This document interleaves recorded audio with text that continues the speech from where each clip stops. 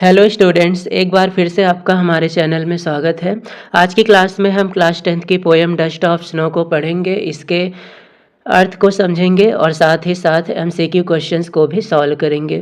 तो आइए स्टार्ट करते हैं पोएम डस्ट ऑफ स्नो। ये पोएम रॉबर्ट फ्रॉस्ट के द्वारा लिखी गई है। इस पोएम के माध्यम से रॉबर्ट फ्रॉस्ट हमें ये मैसेज देना चाहते हैं कि हमें अंधविश्वासों से ऊपर उठकर सोचना चाहिए, अंधविश्वासों में ही घिरे नहीं रहना चाहिए। सबसे पहले पोएम को पढ़ लेते हैं और फिर इसका अर्थ देखते हैं।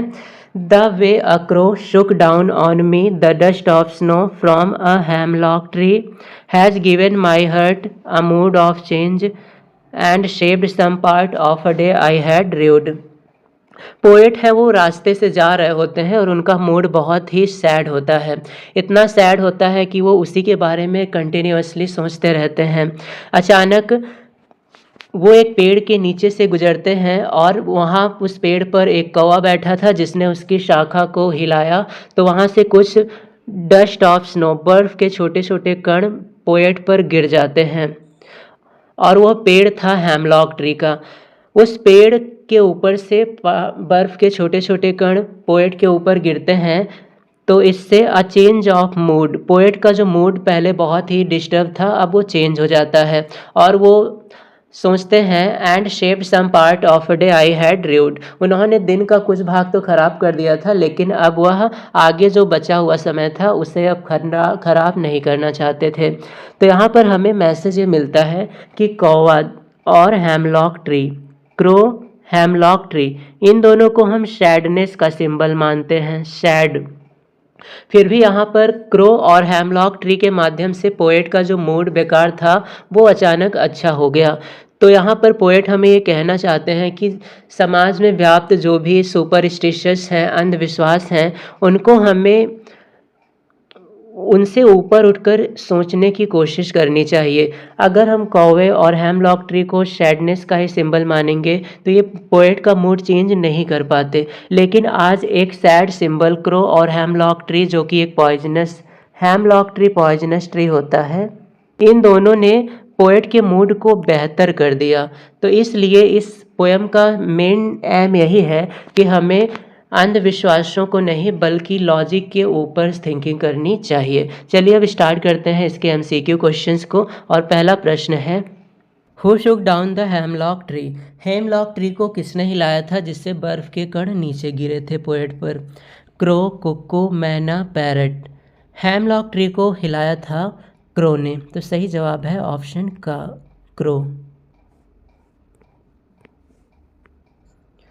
What felt on the poet, poet पर क्या गिरा था?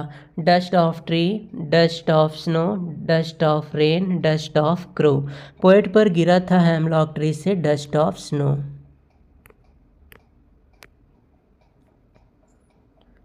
In what mood was the poet earlier, earlier poet का मूड कैसा था? पोएम के स्टार्ट में जब पोएट जा रहे थे तो उनका मूड काफ़ी सैड था, लेकिन जब क्रो ने हेमलॉक ट्री से आइस के कुछ पार्टिकल्स पोएट पर गिराए तो उनका मूड काफ़ी अच्छा हो गया। तो स्टार्ट में पोएट का मूड सैड था। What was the effect of the fall of the dust of snow on the poet, बर्फ़ के कण का पोएट पे गिरने से क्या प्रभाव हुआ? चेंज्ड हिज मूड, उनका मूड बदल गया। Changed his luck, changed his job, changed his colour. तो जब बर्फ़ के पार्टिकल्स पोएट पर गिरे तो उनका मूड चेंज हो गया था, changed his mood. What was shaped for the poet, poet के लिए क्या बच गया था? Crow, tree, snow, some part of the day. जब क्रो ने हेमलॉक ट्री से बर्फ़ के पार्टिकल्स को पोएट पर गिराया तो उनका मूड जो पहले सैड था काफ़ी अच्छा हो गया, इससे उनके दिन का कुछ पार्ट बच गया। So shaped some part of the day.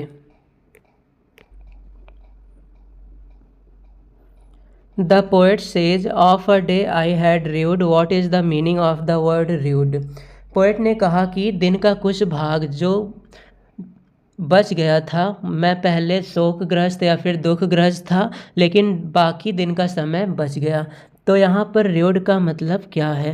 Rude का मतलब होता है चिंताग्रस्त, दुखग्रस्त या फिर शोकग्रस्त।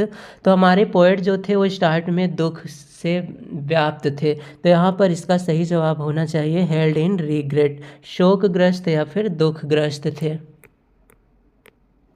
What is the rhyme scheme of the poem, इस पोएम की राइम स्कीम क्या है?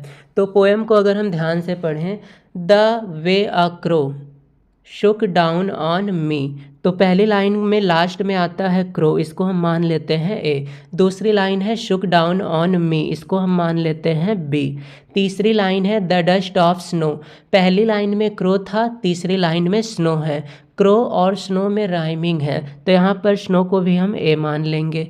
चौथी लाइन है फ्रॉम अ हैमलॉक ट्री, दूसरी लाइन में लास्ट में था मी और चौथी लाइन में है ट्री, मी और ट्री भी सेम है, तो दूसरी राइम हमने बी माना है तो चौथी को भी बी मानेंगे।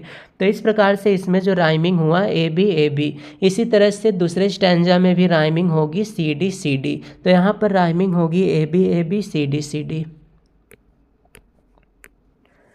What does dust of snow represent, dust of snow क्या प्रदर्शित करते हैं? Healing power of nature, particles of snow, cool weather, none of the above. इस पोएम में डस्ट ऑफ स्नो रिप्रेजेंट करते हैं नेचर के हीलिंग पावर को, नेचर में छिपी हुई रहस्यमय शक्तियों को, तो सही जवाब होगा healing power of nature. The crow and hemlock tree symbolise, crow और हेमलॉक ट्री किसके सिंबल माने जाते हैं? Sorrow, happiness, celebration, death. तो क्रो और हेमलॉक ये दोनों माने जाते हैं सैडनेस के सिंबल।